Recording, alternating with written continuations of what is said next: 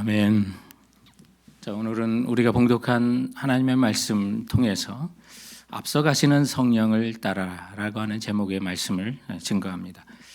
미가라고 하는 선지자가 활동했던 유다 왕들에 대한 기록이 1장 1절에 나오는데, 그 세 왕 요담과 히스기야, 아하스 왕 시대에 미가는 예언했는데, 요담과 히스기야는 훌륭한 왕이었습니다. 그러나 또 가장 힘들었던 시기가 아하스 왕 시대였는데, 이 아하스 왕은 유다 역사상 가장 악한 왕에 속하는 왕이었습니다. 그분에 대한 기록이 역대하 28장 1절부터 4절에 기록되어 있는데, 제가 읽어드리면 어떤 분인지 여러분이 금방 아실 수가 있습니다.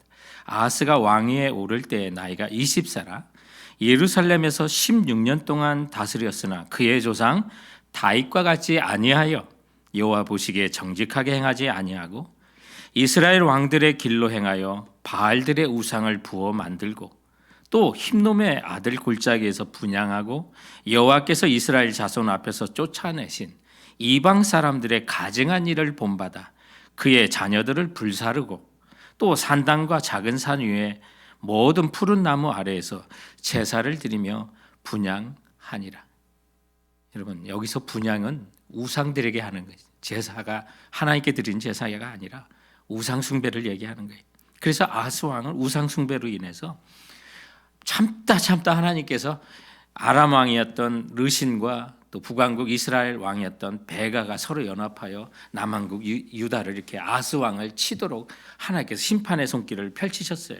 그런데 이 전쟁이 일어날 때 이사야 선지자가, 또 동시대의 선지자였던 이사야가 아하스 왕에게 찾아가서 르신과 또 베가를 두려워하지 말고 여호와만을 의지하라고 이렇게 말하지만, 아하스 왕은요 그 말 듣지 않고 여호와 하나님을 의지하지 않고 아스로 왕에게 여호와 성전에 있는 보물을 갖다 주면서 뇌물을 주고 아람과 또 북왕국 이스라엘을 치게 했는 그런 계략을 가졌던 사람이에요. 그래서 여기저기 모든 일이 다 안 됐고 결국 다메섹까지 가서 그 우상을 가져다 섬기다가도 망하는, 아주 철저하게 핍박 속에서 또 수많은 선지자들이 아픔을 당하면서 우상 숭배에 앞장섰던 왕이 바로 아하스 왕 시대였어요.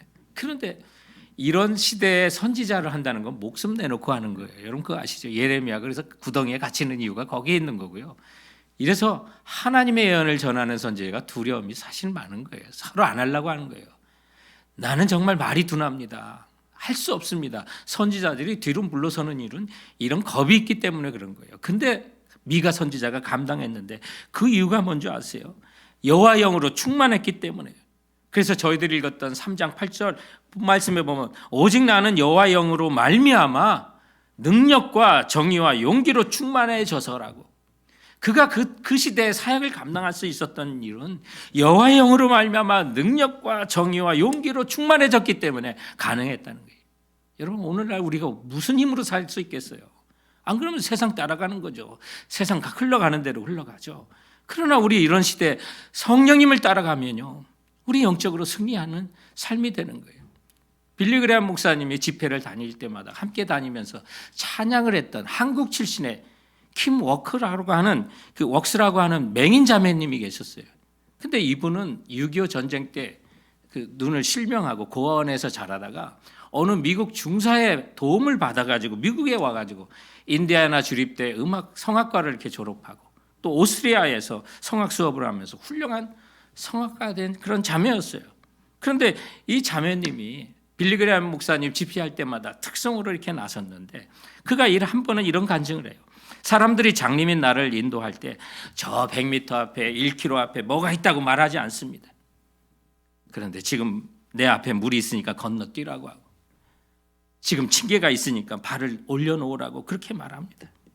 그렇게 나는 인도하시는 분을 믿고 내가 한 걸음 한 걸음 걸음을 옮길 때 내가 목적하는 곳으로 나는 안전하게 도달할 수 있었습니다. 마치 하나님께서 우리를 인도하는 방식도 이와 같다고 생각합니다. 우리는 10년을 알지 못하고, 그리고 또 어떻게 보면 알 필요조차 없을 때가 많습니다. 그런데 우리가 무엇을 해야 하는지, 하나님이 인도하시는 한 걸음 한 걸음 걷다 보면 우리는 주님이 인도하시는 목적지에 안전하게 다다를 수가 있는 것입니다. 여러분, 오늘날 같이 코로나 팬데믹으로 앞길을 알 수 없는, 1년 뒤를 예상할 수 없고 10년 뒤를 예상할 수 없는 이 시대, 정말 그것이 맞는 말 같지 않습니까? 우리가 6개월 후는 어떻게 될지를 알 수 없습니다. 지금 같은 시대 백신이 나왔다고 하지만 어떤 백신이 안전하여 온 성도들이 다 함께 안전하게 예배드릴지 정말 기대가 되고 그날이 속히 오면 좋겠습니다. 그런데 그날이 언제 올지를 확신할 수 없다면 이번 한 주간 그리고 오늘 하루 성령님의 인도하시는 것 따라 한 걸음 한 걸음 앞서가시는 그 성령님을 따라 걸어가는 것이 맞지 않겠습니까? 그러므로 앞서가시는 하나님의 영을 받아 용기를 가지시고 권능을 갖고 정의를 가지고 외치셨던 미가의 오늘 본문의 말씀을 따라 우리도 앞서가시는 성령을 따라 오늘 우리의 삶을 한 걸음 한 걸음 걸어가시는 성도가 되길 원하는 것입니다. 그러므로 오늘 이 본문에 주께서 주시는 그 말씀에 저희들이 귀를 기울여 보기 원하는데, 첫 번째 주시는 하나님의 진리의 교훈이 있다면 죄에서 떠나 진리 안에 굳건하게 살기를 원하시는 말씀을 오늘 본문을 통해서 깨닫게 됩니다.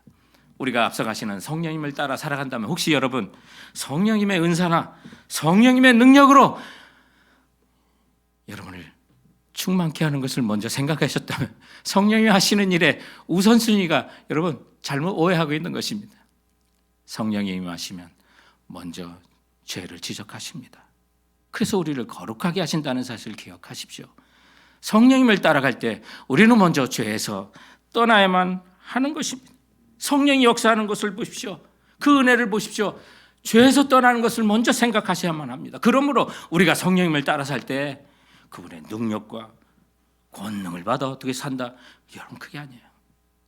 성령의 충만함을 받고 성령을 따라가면 여러분이 먼저 주님과 동행할 수 있는 그런 거룩함에 있는지 여러분의 죄를 먼저 살펴봐야 하는 것입니다. 오늘 본문에도 보시면 이 미가서가 사역을 할 때 그 백성의 죄를 지적하고 있는 것을 보게 됩니다. 성령 충만하여 여호와의 영으로 충만하여 따라가다 보니까 그 백성의 죄가 보이고 그 백성의 죄를 주님을 의지하고 선포하는 이 미가의 말씀을 우리는 보게 됩니다. 그런데 이 말씀을 들을 때 유다 백성이나 또 이스라엘의 백성이나 왕이나 죄를 지적할 때 그 앞에 무릎 꿇고 회개하는 왕보다는 그 죄를 지적하는 선지자를 미워하고 사람을 멀리할 때가 더 많았어요.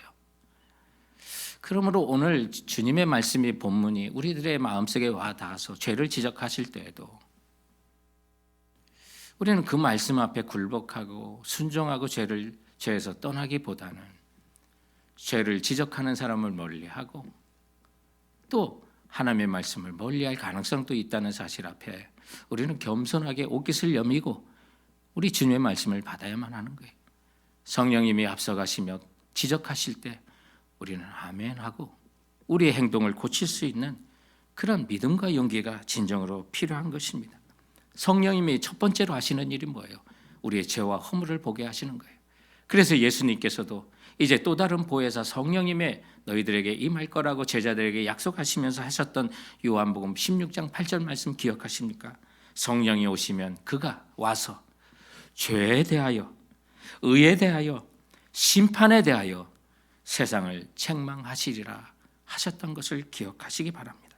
성령님이 임하시면 성령이 충만하고 성령님을 따라가면 먼저 그 백성이 죄를 드러내놓고 거룩함이 임한다는 사실을 기억하십시오. 그래서 성령이 임할 때 로마서 1장 4절에 보면 성령님을 성결의 영이라고 그렇게 소개하고 있습니다. 오순절날 성령이 베드로에게 불처럼 임했을 때 베드로가 이스라엘 백성들의 그들의 죄를 지적하는 설교를 할 때 백성들이 마음의 찔림을 받아 형제들아 우리가 어찌할꼬 통회했다는 사실을 기억하십시오. 오늘 본문에 미가서 3장에도 보면 악한 지도자들의 죄를 알리고 그 백성들의 죄를 알리는 것이 미가의 임무였습니다. 그분 오늘 3장 1절부터 3절에 보면 내가 또 이르노니 야곱의 우두머리들과 이스라엘의 족속의 통치자들아 들으라. 정의를 아는 것이 너희의 본분이 아니냐. 너희가 선을 미워하고 악을 기뻐하며 내 백성의 가죽을 벗기고 그 뼈에서 살을 뜯어 그들의 살을 먹으며 그 가죽을 벗기며 그 뼈를 꺾어 다 자지기를 냄비의 속 가운데 담을 고기처럼 하는도다. 그 그 당시 지도자들이 살인자였고 식인종이었나? 예, 그렇지는 않아요. 고기처럼 하는도다라고 했으니까 그 백성들이 가죽을 막 뜯어먹는 것처럼 못살게 굴었다는 거예요. 그 당시 지도자들, 우두머리 통치자들이 뇌물을 주고 뇌물을 받고 재판을 했던 사람들이에요. 뇌물을 주면 무죄가 되고 뇌물 안 주면 유죄가 됐던 그런 지도자들이었다는 거예요. 왕과 방백들은 하나님의 공의를 실행하라고 주님은 말씀하셨지만 그들은 선을 미워하고 악을 좋아했어요. 오늘 이 시대를 살아가는 우리에게도 동일한 말씀을 하시는 거예요. 너가 혹시 선을 미워하고 악을 좋아하는 거 아니니?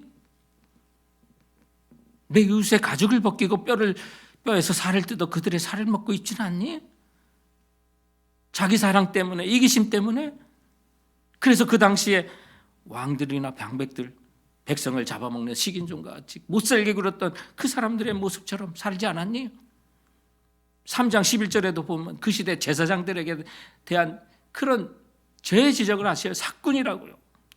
점을 쳐서는 안 되는 그런 선지자들, 제사장들이 점을 쳤고요. 그것도 그냥 친 게 아니라 돈을 위해서 쳤고요. 판사와 정치자들 그리고 종교 지도자들은 부패해서 돈에 눈이 멀었다는 거예요. 이런 상황에 하나님께서 하시는 말씀이 반복적으로 4절과 7절에 하신 말씀이 있었어요. 오늘 3장 4절에 보면 그때 그들이 여호와께 부르짖을지라도 응답하지 아니하시고 그들의 행위가 악했던 만큼 그들 앞에서 얼굴을 가리우시리라.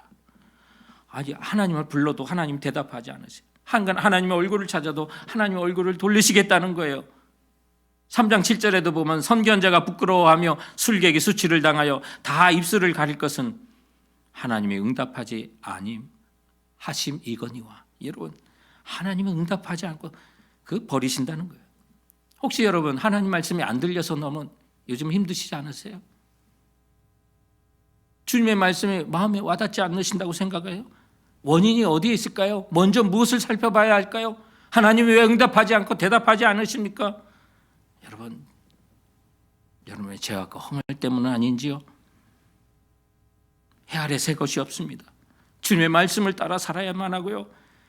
주님의 말씀 앞에 성령이 지적하시는 그 죄를 우리는 회개할 때 비로소 하나님 말씀이 들리고 그 말씀이 들리고 그 말씀이 눈에 보여야 우리는 진리 안에 살 수가 있게 되는 거예요. 그렇지 않으면 여러분 하나님의 말씀과 진리에 따라 살아가는 게 아니라 우리 그리스도인이라 할지라도 100% 세상의 환경에 영향을 받아요. 진리가 나를 주장하는 것이 아니라 성령 하나님이 나를 주장하는 것이 아니라 세상의 물가에 영향을 받고 세상의 환경에 따라 우리는 흘러갈 수밖에 없는 거예요. 그래서 성령을 따라야만 우리 눈앞에 유혹이 있고 또 잠시의 이익이 있더라도 진리를 떠나지 않는 그런 믿음과 그런 그리스도인의 올바른 삶이 앞서가시는 성령에 따라 성결할 때 그리고 그 진리의 말씀이 들릴 때 우리는 진리를 따라 살아갈 수가 있게 되는 겁니다. 여러분 혹시 교회에 오시면 현관 입구에 있는 체온계에 여러분 체온을 제시하면 합니다. 누구도 예외 없이 지금 우리 코로나 팬데믹 가운데 교회를 안전하게 지키기 위하여 교회에 들어오시면 체온계가 있습니다. 이렇게 체온을 줘서 2번을 하시기 바랍니다. 첫 번째는 너무 낮게 나와요. 그대로 되고 2번을 하셔야 이제 정상적인 체온이 되는데 그렇게 한 이유는 뭐예요? 열이 있으면 안 되기 때문에 열이 있는 사람이 있으면 안 되고 또 나쁜 바이러스가 퍼지면 안 되기 때문에. 근데 이게요 영적으로 깨어있는 거하고 너무 맞는 것 같아요. 영적으로 깨어있지 않으면 환경에 100% 영향을 받아요. 자기 온도, 정상적인 체온을 유지해야 돼요. 사람들이 갖고 있는 섭씨 35도에서 36.5도, 화씨로는 95도에서 97.7도를 사람이 유지해야 되는데 그렇지 못하는 거. 여러분 영적으로 죽은, 또 육체적으로 죽은 거하고 생각해 보세요. 시체의 온도는요 영안실의 온도하고 똑같은 거예요. 그 주변의 온도하고 똑같아요. 방 안의 온도가 90도는 시체의 온도도 90도예요. 영안실의 온도가 20도면요 시체의 온도도 20도예요. 생명이 없으면 환경에 100% 영향을 받는 거예요. 사람들이 왜 기복신앙에 젖는 줄 아세요? 세상의 물질에 이렇게 흔들리고 하늘의 소망을 쌓기보다는 왜 세상이 살아가는 대로 그리스도인들을 흔들려 사는지 아세요? 영혼이 죽었기 때문에 그래요. 그 안에 진리가 없고 기준이 없기 때문에 그래요. 생명이 없기 때문에 세상 사는 대로 그냥 흔들어 가는 거죠. 그거 시체가 외부 환경하고 온도가 똑같은 것처럼 영적으로 죽은 사람도 외부 환경에 그대로 따라가게 되는 거예요. 그런데 살아있는 사람은, 주님 말씀이 들리는 사람은, 진리를 갖고 있는 사람은, 그 진리대로 삶의 기준이 되는 사람은 세상이 아무리 흔들려도요, 우리에게 흔들리지 않는 하나님 말씀 주셨잖아요. 이게 성결할 때 지켜지고 성령님을 따를 때 지켜질 수 있는 거예요. 그렇게 되면 우리 몸이요, 얼마 전까지만 해도 이제 폭염이 있었잖아요. 막 옷을 벗고 체온을 유지하려고, 체온을 내리려고 우리가 힘쓰잖아요. 왜 그래요? 생명이 있으니까. 그런데 요즘은 또 갑자기 추워져가지고 아침 저녁으로 얼마나 추운지 알 수 없어요. 그때마다 옷을 끼워 입어요. 왜요? 체온을 유지하려고. 어떻게 보면 살기 위해서 몸부림치는 것처럼 영적인 것도 마찬가지라는 거예요. 이 세상에 흔들리지 않으려고. 세상이 아무리 요동쳐도 우리는 영적인 생명을 지키려고 옷을 벗으면서 체온을 낮추고 옷을 입으면서 체온을 높이는 것처럼, 죄악이 아무리 관영한 이 세상 속에서도 성령 하나님을 따라 주님의 말씀을 듣고 그 말씀을 깨닫고 삶에 적용하면서 우리의 살아있는 영혼을 지키기 위하여 때로는 옷을 벗는 것처럼, 때로는 옷을 입는 것처럼 우리의 영혼을 지켜나가는 것입니다.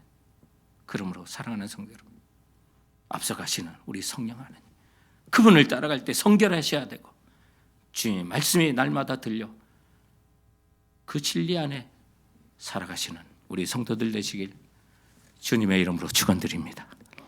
오늘 본문을 통해서 주께서 우리에게 주시는 두 번째 교훈이 있다면, 이 힘든 세상에서 우리를 남은 자가 되도록 성령 하나님을 따라가도록 우리를 초청하고 있다는 것입니다.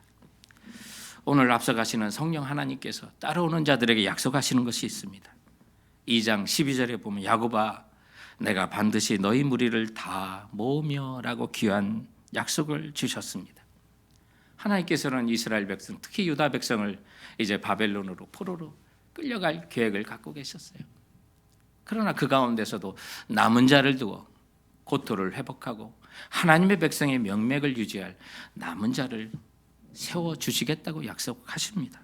그런데 이사야는 이 남은 자라고 하는 표현을 그루터기다라고 그렇게 또한 표현하기도 했습니다. 모든 나무가 배임을 당하여도 그 그루터기가 있어 거기서 새로운 순이 나온다, 싹이 나온다, 그런 뜻으로 말씀하셨는데 그게 바로 남은 자입니다.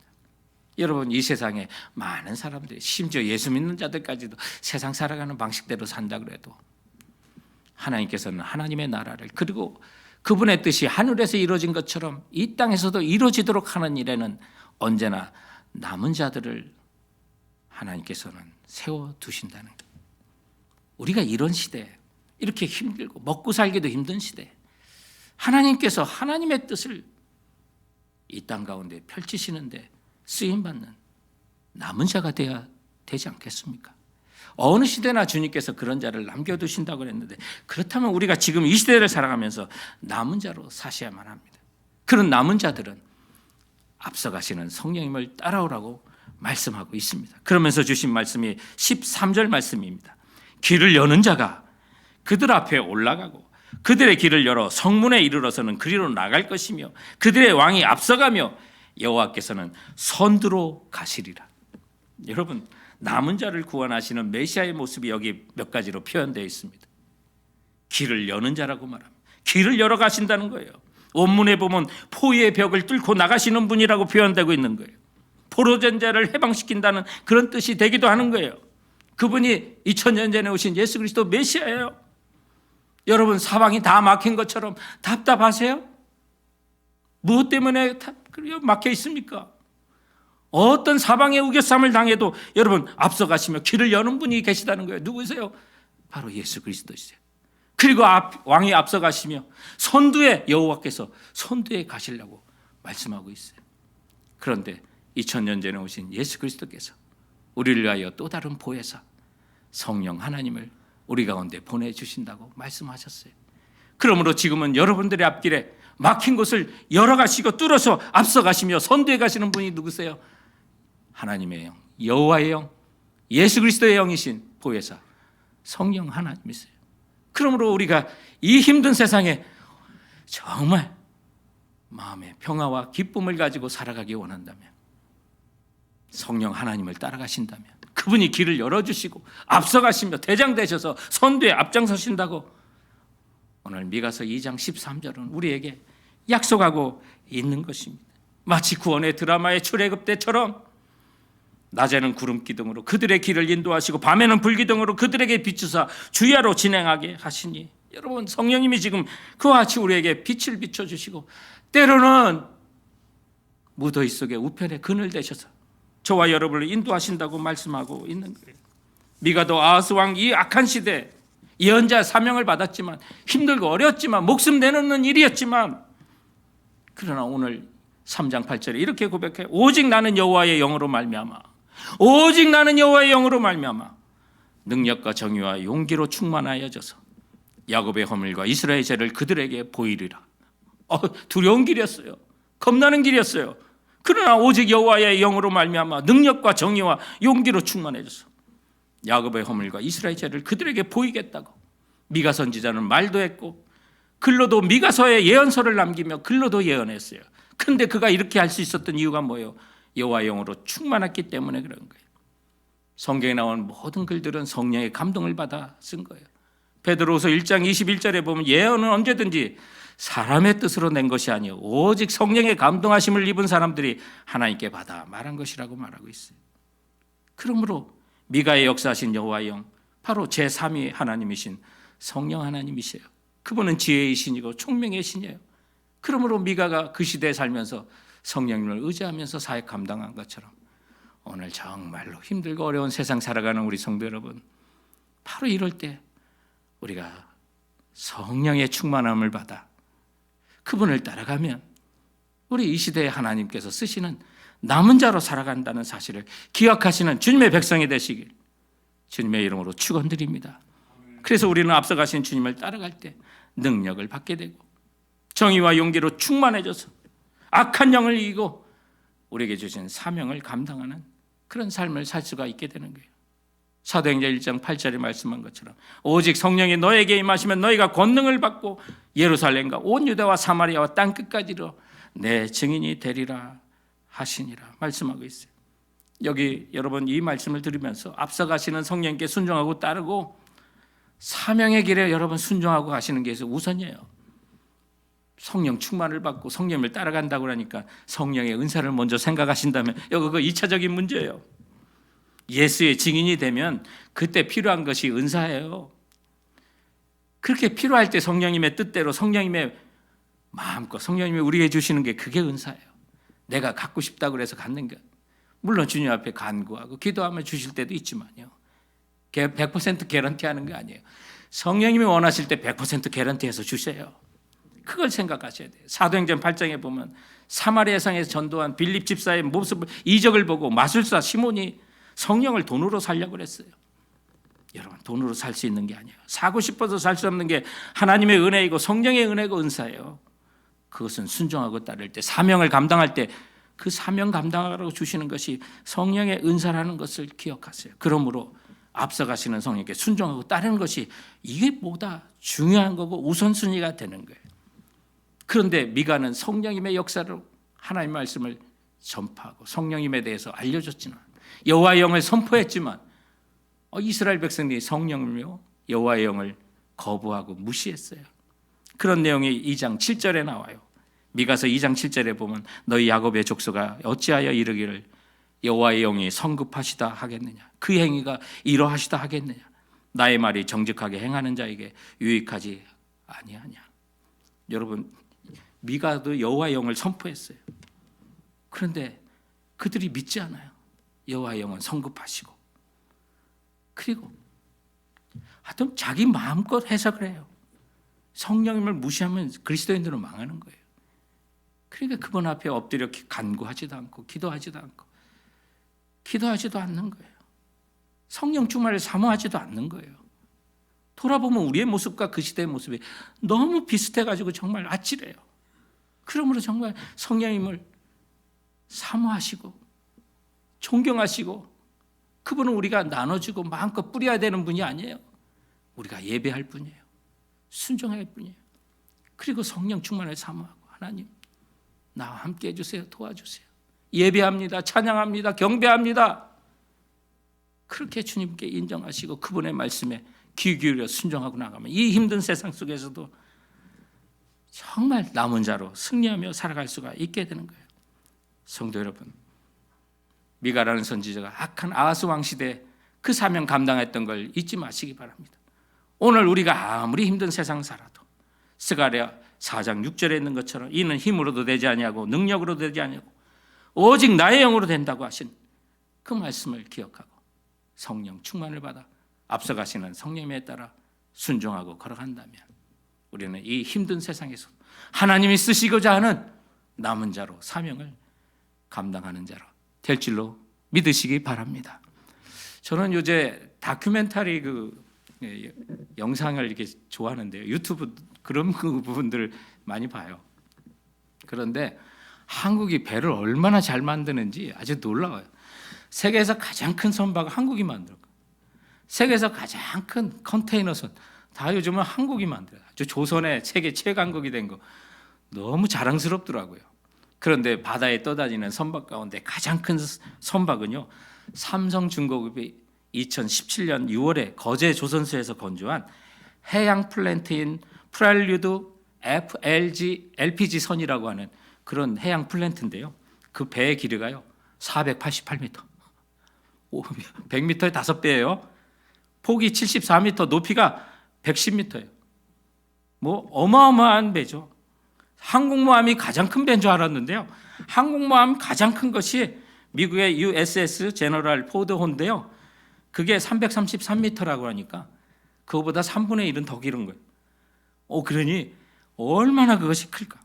구약시대 노아 방주의 실문을 재현한 길이가 137m라고 하는데 그거보다는 뭐 3배 이상 긴 거니까 상상이 안 되는 길이를 갖고 있는 거예요. 그런 배들을 한국이 만들어내더라고요. 근데 제가 얼마 전에 본 영상은 올해 4월 23일에 이 경남 거제시 대우 조선해양 옥포 조선소에서 이제 바다에 취항한 세계 최대 24,000 T6급, 그러니까 컨테이너 하나가 이 컨테이너를 24,000개를 실을 수 있는 배라고 하니까 뭐 엄청난 거죠. 그들을 바다에 내보내는 장면을 봤어요.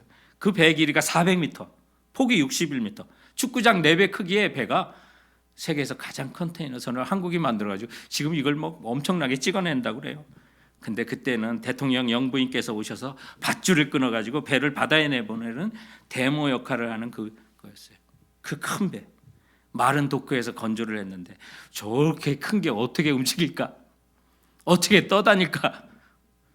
정말 궁금했는데 그 도크를 열으니까 물이 쫙 들어가고 또 예인선이 와가지고 그 배를 안전한 넓은 바다까지 인도하는 그 장면을 보면서 우리 성령 하나님이 저러시는구나. 어찌할 수 없는, 꼼짝하고 움직이지 않을 것 같은 나의 환경, 어려움, 고통, 그 큰 배도 물이 들어와 배를 움직이고 예인선이와 안전한 바다까지 항해할 수 있도록 인도하시는데 우리 성령 하나님이 나를 인도하실 때는 나도 이렇게 움직일 수 있고 어려움도 헤쳐나갈 수 있고 앞서가시는 성령님을 따라가는 것이 우리의 살 길이구나.